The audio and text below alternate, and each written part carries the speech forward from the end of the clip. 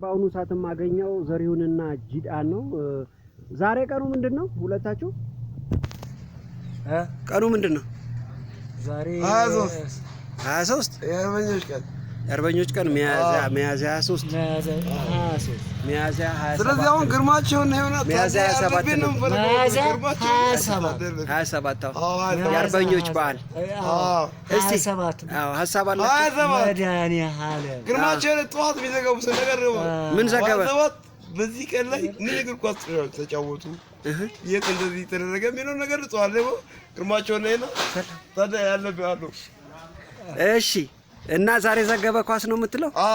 ዛሬ ኳስ አይደለም የዛሬ ቀን ባነው ሁለት ተነስቶ ማለት ነው ወደ አድዋ።